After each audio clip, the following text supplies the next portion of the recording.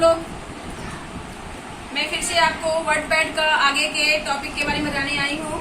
पिछला क्लास में मैंने आपको वर्डपैड का आधा पैक जहाँ तक फॉन्ट ग्रुप और क्लिपबोर्ड ग्रुप मैंने बताया था। आशा करती हूँ आप अच्छे से सीखे होंगे। कोई परेशानी हो मैं बार बार करती हूँ, कमेंट बॉक्स में जरूर लिखिए। और हाँ, जो बच्चों ने अभी तक सब्सक्राइब नहीं किया है हमारे चैनल को, नाइस कंप्यूटर हाजीपुर चैनल का नाम है, इसको आप सब्सक्राइब कीजिए और बेल आइकन को दबाइए। हमारे द्वारा नए वीडियो को पाने के लिए दोस्तों आप जरूर सब्सक्राइब कीजिए और शेयर भी कीजिए। अगर मेरा वीडियो अच्छा लगे तो आप शेयर जरूर कीजिए। तो आप आगे का टॉपिक देखिए। वर्डपैड के आगे के टॉपिक में आपको बताने जा रही हूँ पैराग्राफ ग्रुप। पैराग्राफ ग्रुप को नॉर्मल तो आपको दिखता है पैराग्राफ ग्रुप में लेफ्ट अलाइनमेंट, सेंटर अलाइनमेंट और राइट अलाइनमेंट। लेकिन अगर आप अच्छे से पैराग्राफ ग्रुप को समझेंगे तो आप एक अच्छा बायोडाटा बना सकते हैं। बायोडाटा बनाने में बहुत सारी परेशानी आती है। आप देखे होंगे कि किसी का ये लाइन सीधा नहीं आता है, ये लाइन सीधा नहीं आता है। तो आज मैं आपको इसी टॉपिक पे चर्चा करूंगी कि पैराग्राफ ग्रुप के माध्यम से आप कैसे बायोडाटा का लाइन जो है, आप जो डिस्टेंस देते हैं, एक डेफिनेट डिस्टेंस देके अपने बायोडाटा को सिस्टमैटिक कैसे अरेंज करेंगे। आप देखिए ध्यान से। तो बच्चों अभी देखो मैंने आपको बताया था ये क्लिपबोर्ड ग्रुप और फॉन्ट ग्रुप। अभी मैं आपको बायोडाटा बनाने के लिए सिखाऊंगी पैराग्राफ ग्रुप को लेके। लेकिन इसके पहले ये बायोडाटा मैंने पहले से तैयार करके रखा है, लेकिन मैं आपको बायोडाटा बनाने से पहले पैराग्राफ ग्रुप के बारे में समझाऊंगी। एक नया फाइल लेना है। आपको याद होगा बच्चों, नए फाइल का शॉर्टकट क्या होता है? Control N. Control N. जैसे ही कंट्रोल एन प्रेस करेंगे तो पहले का फाइल आपको सेव करने के लिए बोलेगा। मैंने इसे सेव नहीं किया है, आप सेव कर लीजिए। सेव पे क्लिक करेंगे, आपसे आप जानते ही हैं फाइल का नेम पूछेगा। यहाँ पे हमने फाइल का नाम सीवी रख दिया। आप ये भी जानते हैं लोकेशन पूछेगा, तो हमने डेस्कटॉप ले लिया लोकेशन और इसे सेव कर दिया। अब देखिए जैसे ही वो सेव हुआ एक नया फाइल, नया डॉक्यूमेंट हमारे सामने आ गया और जो हमारा बायोडाटा बना हुआ था वो भी बंद है। ओके, अगर हम चाहें तो उस फाइल को भी खोल करके टास्क बार में मिनिमाइज करके रख सकते हैं। जैसे आप देखिए, इसको मिनिमाइज कीजिए, यहाँ पे आप मिनिमाइज कीजिए, आपका फाइल यहाँ आ रहा है। मैंने पिछले क्लास में आपको बताया था कि माइक्रोसॉफ्ट वर्ड के आइकन में आने वाले फाइल को आप वर्डपैड पे कैसे खोलेंगे। तो आप इसको क्या करेंगे, माउस का राइट क्लिक, माउस का जैसे ही आपने राइट क्लिक किया, यहाँ पे ऑप्शन आता है आपको ओपन विथ। ध्यान दीजिएगा, ओपन विथ आप लेंगे। ओपन विथ में वर्डपैड। देखिए वर्डपैड में अभी जो हमने आपको बायोडाटा दिखाया था वो आपका खुल गया और यहाँ पे टास्क बार में जब आप ले जाएंगे तो एक नया डॉक्यूमेंट भी आपके पास है। नया डॉक्यूमेंट पे आप क्लिक करेंगे, पहले वाला जो बायोडाटा बना हुआ है, सीवी नाम का जो फाइल हमारा है वो मिनिमाइज होगा। दोस्तों ये बंद नहीं होता है, मिनिमाइज होता है। ध्यान दीजिएगा, आप इस पे क्लिक कीजिए। अब पहले बायोडाटा बनाने से पहले हम आपको पैराग्राफ ग्रुप के बारे में समझाएंगे। पैराग्राफ ग्रुप में आप देखिए है क्या। सबसे पहले ये देखिए, ये ऑप्शन इंडेंट। इंडेंट का मतलब होता है लेफ्ट का मार्जिन को बढ़ाना। ये इंक्रीज इंडेंट, डिक्रीज इंडेंट है, मार्जिन घटेगा, और ये इंक्रीज इंडेंट है, मार्जिन बढ़ेगा। इंक्रीज मीन्स बढ़ना, डिक्रीज मीन्स घटना। अभी आप इस डॉक्यूमेंट में देख रहे हैं मार्जिन बिल्कुल मेरा कम है। पिछला क्लास में मैंने आपको पेज सेटअप के माध्यम से मार्जिन को कम और ज्यादा करने के लिए बताया था। अभी मैं इसे इंक्रीजिंग ऑप्शन से करके दिखा रही हूँ। आप देखिए इस ऑप्शन पे जैसे आप क्लिक करेंगे तो देखिए ये इंक्रीज ऑप्शन से ये इंडेंट आपका बढ़ रहा है, यानी कि आपका जो मार्जिन है वो बढ़ रहा है। यहाँ पे आपको दिख तो रहा है रूरल एरिया, लेकिन आपका कर्सर यहाँ नहीं आएगा क्योंकि ये मार्जिन बढ़ चुका है।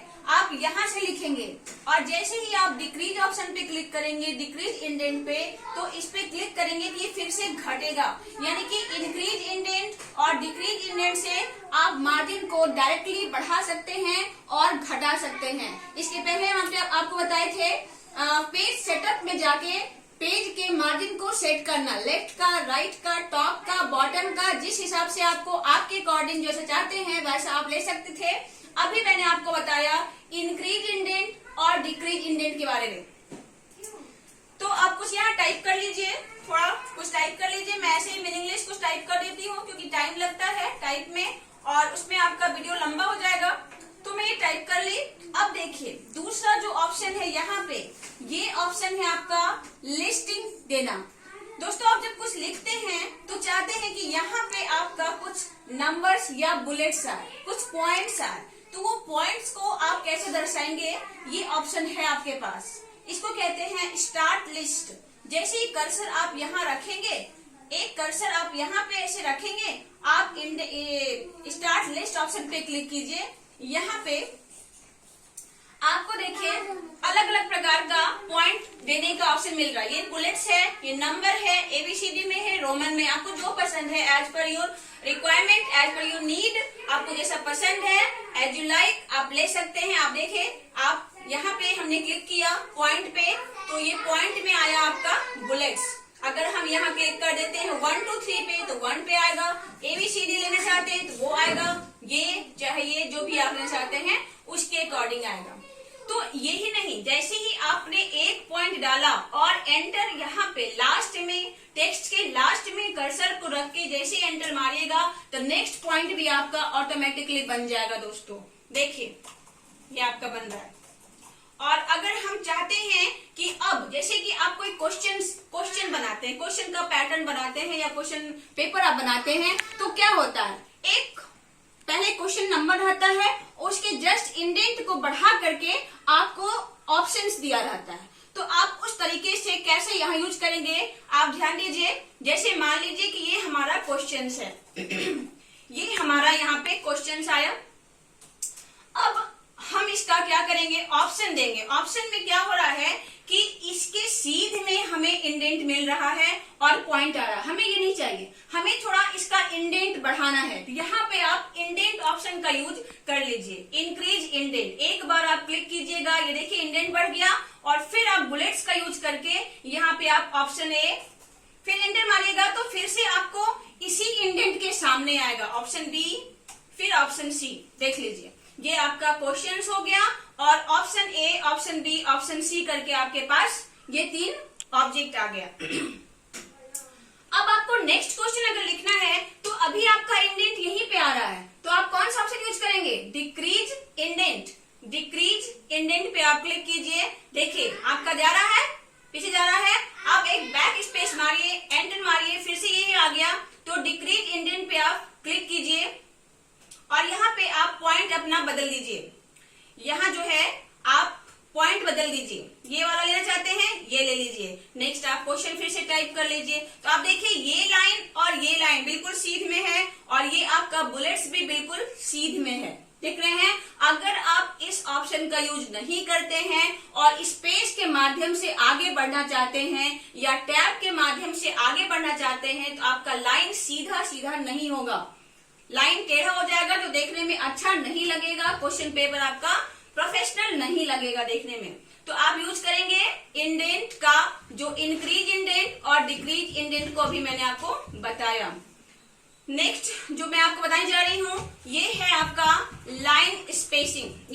ये वाला है आपका, ये मैंने बता दिया स्टार्ट लिस्ट था जो पॉइंटिंग करने के लिए था। फिर आपको यहाँ पे मिलेगा लाइन स्पेसिंग। देखिए बच्चों, देखिए अभी आपके हर लाइन के बीच में ज्यादा स्पेस दिख रहा है, तो हो सकता है आपको इतना स्पेस पसंद नहीं हो या इससे भी ज्यादा आपको स्पेस चाहिए। तो जो भी जैसा भी आपको लाइन के बीच में स्पेस चाहिए आप इसको सेलेक्ट कीजिए। मैंने पहले बताया था किसी भी चीजों पे काम करने के लिए, किसी भी चीज का इफेक्ट लेने के लिए आपको करना पड़ता है सेलेक्ट। तो आप पहले सेलेक्ट किए, उसके बाद आप जाइए लाइन स्पेसिंग में। यहाँ देखिए 1.0, 1.15 एंड सो ऑन, बहुत सारा स्पेसिंग है। हम ले लेते हैं 1.0। थोड़ा स्पेस घटा और भी स्पेस घटाना चाहते हैं तो ये जो टिक लगा हुआ add 10 pt space after paragraph, इसको ऑफ कर देंगे। तो आप देखिए सारे लाइन के बीच में स्पेसिंग आपका खत्म हो गया। ये बहुत सारे कारणों से यूज होता है कि मान लीजिए कि क्वेश्चन बनाते बनाते आपके पेज में सारा सेटिंग नहीं हो पाया, कुछ क्वेश्चन आपका दूसरे पेज में जा रहा है और आप एक ही पेज में उसको लेना चाहते हैं, तो थोड़ा लाइन स्पेसिंग आप कम कर दीजिए। लाइन स्पेसिंग कम कीजिएगा, आपका क्वेश्चन एक पेज में अट जाएगा। तो इस ऑप्शन का यूज इन सब कारणों में किया जाता है, इन सब चीजों में किया जाता है। नेक्स्ट जो मैं आपको बता रही हूँ ये अलाइनमेंट है। अलाइनमेंट, तो अलाइनमेंट के लिए आपको यहाँ पे अलाइनमेंट, आपको 4 अलाइनमेंट दिख रहा है। ये लेफ्ट अलाइनमेंट, शॉर्टकट देखिए दिख रहा है Ctrl+L, देख लीजिए। अगर आप सीरियसली पढ़ते हैं और हमारे क्लास को ध्यान से देखते हैं तो आप चाहें तो इसको नोट भी कर सकते हैं, और नोट करके आप एक अच्छे जानकार, वर्ड पैड पे आपको अच्छी जानकारी डेफिनेटली मिलेगी, नो डाउट।